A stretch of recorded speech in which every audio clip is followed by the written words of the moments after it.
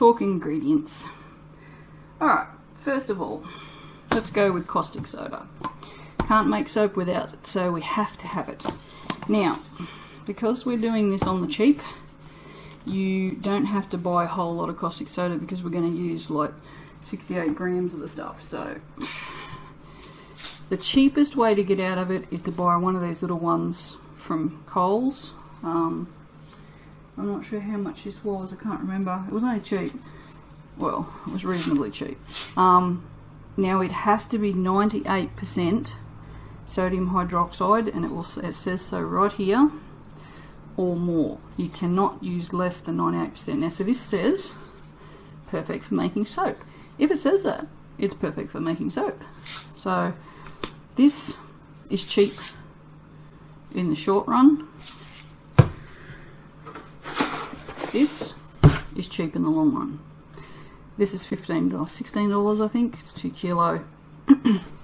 Whereas this is half a kilo and cost, I think this works out over $20 to buy 4 of these, whereas this is only $16.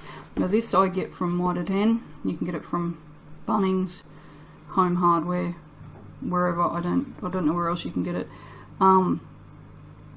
This is perfect. This is what I use. I don't know where I was going with these. It says soap making on there as well. So, and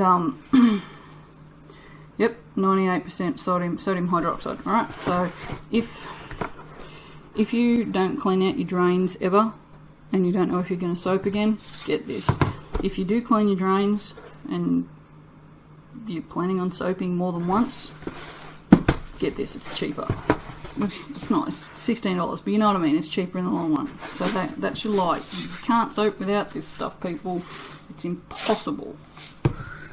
Alright, so next of all, our oils. Put those to the side. Now, here's some sneaky things. Coconut oil. If you're not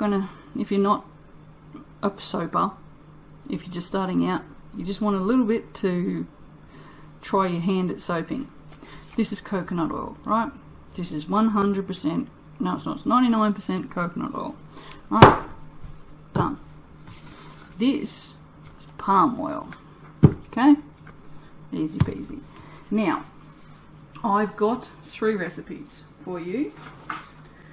One that has all the ingredients, one that has no tallow, and one that has no palm, because some people are a bit funny about palm and, you know, sustainability. I don't know if this is sustainable or not. The stuff that I use, I don't use this as a general rule. I actually bought this for this video. The stuff that I use is sustainable, and you can get into an argument with me if you want. I don't really care. I use palm oil. I love palm oil. I love what it brings to a soap. I'm not going to stop using it. I don't care what anyone says, it's my opinion. So if you don't want to use this, there is a recipe there for you to not use this, okay? Alright, the next thing is tallow, which is beef fat. It's animal fat, but specifically this is beef fat, alright? Lard is pig fat. We're not using that, although you can, and it makes a lovely soap. But this is beef fat. Now this doesn't smell. It's got no smell at all, so it doesn't have that. See, I don't particularly like lard because it kind of has that piggy smell. This doesn't smell at all. Now, if you want to use the tallow, you can. Again, I said there's 3 different recipes. There is one without tallow in it if you're a bit, you know. There is not a recipe without both of these, so you're going to have to choose. Or you can just choose all of them. Right, so there's your 3. They're called hard oils, right? Now, olive oil is a bit expensive, so soapers don't use this. As a general rule, we use this. This is $24, and most soapers will have like 3 or 4 of these in the cupboard at any given time. I do not use extra virgin because it's green and it will make your soap green. So be aware of that when you go to buy your olive oil. I bought this specifically for this video. If you know, if we're keeping this on the cheap, get this. I think this was only cheap. No, I didn't write down the price. It was only a couple of dollars, but yeah, I mean, unless you use olive oil in your cooking and just use regular olive oil, just get this, you know. Alright, rice bran oil. I only have a big bottle. I didn't bother going and buying a little bottle because I didn't see the point, although I kind of wonder why I bought that as well. You can get little bottles of this. It is cheaper to buy the big one, but a lot of people don't cook with rice bran. So, yep, so that's all our oils and fats and whatnot. That, alright, without that, with just that is soap, okay? Just that, without any other additives. If we just use this, you'll just have a plain white unscented soap, which is your choice. You can do unscented if you want to, that's fine. Alright, so, but what we're going to do today is make goat's milk soap. Alright, goat's milk's, it's a pain in the ass to buy, seriously. To get fresh stuff, it's just, so for our purposes, we're going to get this. It's $4 something, where all your UHT milks are. That lasts for ages in the cupboard. Yep, so there's that.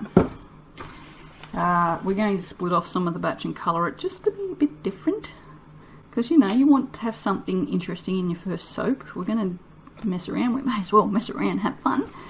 So we're going to colour some of it with cocoa, which, why not?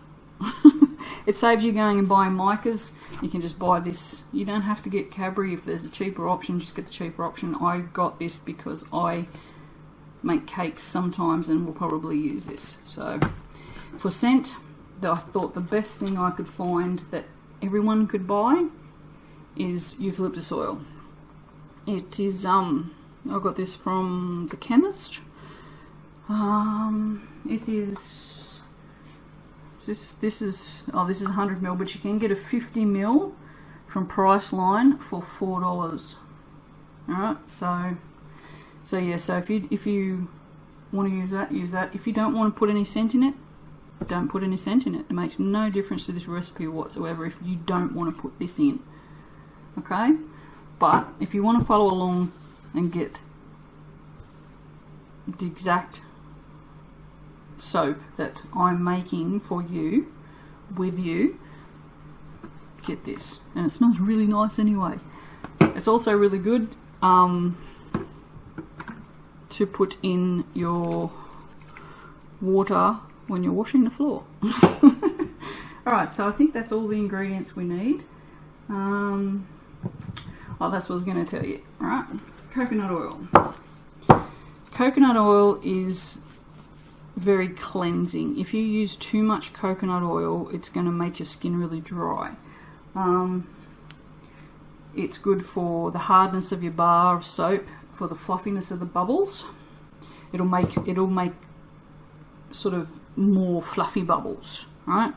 Well, if you start making soap, you'll start taking notice of the properties of soaps that you use. Some will be more creamy and have like tiny little bubbles and just be like more like a cream, whereas some will have like big round fluffy bubbles. Coconut's good for the fluffiness, right? And then we've got olive oil, which is very gentle, really gentle. You can make soap with just olive oil. It's called Castile. I made one the other day, and I've got to say it is very gentle. It's also very slimy, but in saying that, mine hasn't cured yet. I only made it the other day, so. But olive oil, surprisingly enough, being a liquid oil, actually makes an exceptionally hard bar of soap. It's kind of weird. It's just one of those exceptions to the rule kind of thing. But yes, it's yeah, and it also promotes a stable lather, because a lot of times you'll find a soap, you get a lather and you lather it up and then it's gone. Well, this will help promote a longer lasting, more stable lather. Alright, and then next we have palm, which is again, because it's a hard fat oil, whatever, it's an oil. it makes a really hard bar. It can be drying if you use too much of it. I use, in my normal recipe that I use 25%. I think today we're using 20%. It is good for stable lather, hardness, and it's fairly mild. And you can use it up to about 30% of your recipe. All right. What else? Tallow, which is this stuff here. This is again good for hardness because it's a hard oil. Stable lather, creaminess. Oh yeah. If you make a soap without tallow, you will notice it's less creamy. It really does promote creaminess, and it's very conditioning as well. I love tallow. I use in my normal soap that I make to sell. I use both fry. No, I don't. Fry. I was looking at that when I said that. I use both palm and tallow in my recipe because I'm not a fan of really bubbly soap. I like creamy soap. So, rice bran. It's very moisturising. It's good for older skin, like mine. And also for delicate and sensitive skins. You can, if you've got a recipe that's good, like got like 60% olive, you can substitute some of it with rice bran, which will make your recipe cheaper. So it's a good substitute for olive, and it's pretty mild on your skin. And what was the other thing? I've got it written down somewhere. And it makes small bubbles. Small bubbles. So the more of this you use, the smaller your bubbles will be. I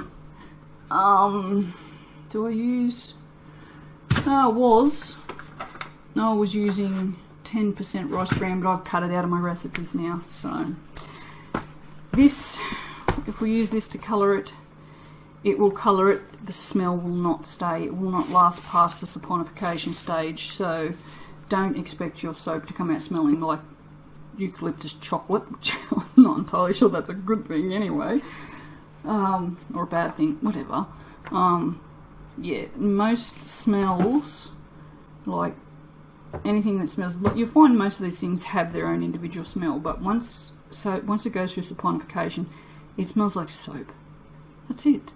Most things don't last past that except for like fragrance oils like these things. Alright? So yeah, but this eucalyptus oil definitely will, because this is actually an essential oil, which I don't tend to use. I use fragrance oils, but getting fragrance oils is a lot harder than getting an essential oil from the chemist for $4. So, you know, saving money here. Alright, well that is all our ingredients. Oh, you'll need tap water, which I didn't think I needed to show you.